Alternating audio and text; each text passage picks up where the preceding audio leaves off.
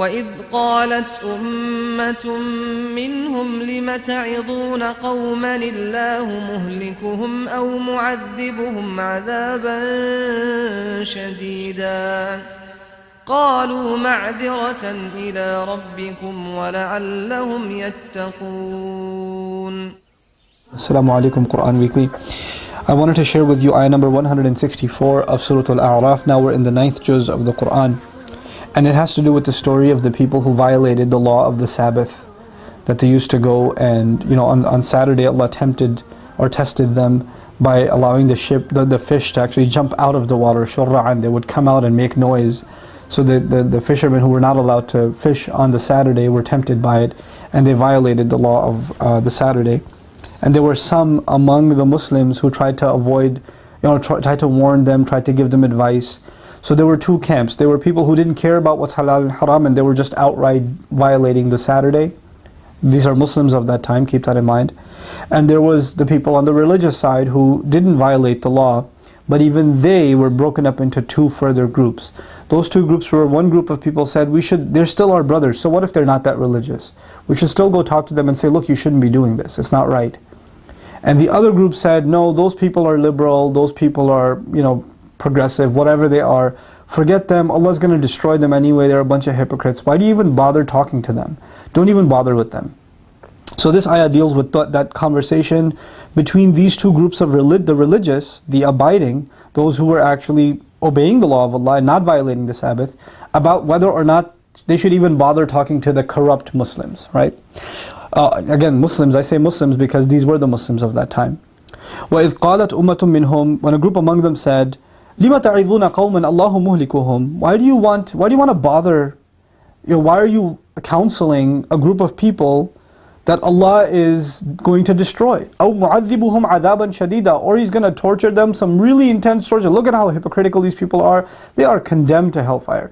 There's going to be a group of Muslims who look at the sinful among the Muslims and they want to just condemn them to hell. That's what they want to do. Like, these people are just, Allah has written them off. They were just made for the hellfire. That's what they're going to go to. Don't even bother giving them da'wah. These are not really truly members of our ummah. And so they even come after the people who try to go talk to them. And now, even the people who go talk to them, they don't go tell them, by the way, what you're doing is haram, you're going to burn in hell, etc. The word uses لِمَ تَعِظُونَ قَوْمًا. Ta'idhun, wa'adh actually means advice and counsel that is soft enough that it penetrates the inside of the heart. In other words, the people that were talking to the corrupt Muslims were talking in a way that was actually appealing to those who were engaged in corruption. They were trying to reach their hearts before they would slap their hand and say, don't do this, right? They were trying to appeal to their senses and a reminder about Allah that would soften the heart. Which is really important to note, that da'wah isn't you tell someone what not to do. Da'wah sometimes may be that you're trying to get them to remember, like, Allah made you. Don't you know you have to answer Allah? We have to be grateful to Allah. Just thinking about Allah sometimes, you didn't even bring up that somebody's doing haram. You just reminded them of Allah a lot, and they came to the conclusion that they were doing the wrong thing all on their own. Sometimes all people need is a reminder of Allah, not of what they're doing in front of you, so they just get defensive about their behavior.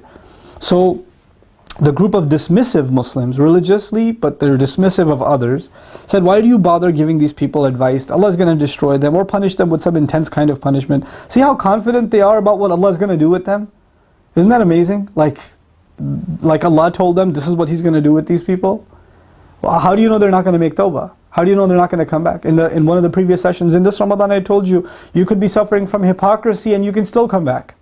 Right? So who are they to just pass judgment on people like that? Now the people who did want to make da'wah to them, go and talk to the people who are in sin, even if they're Muslim, but they're in sin.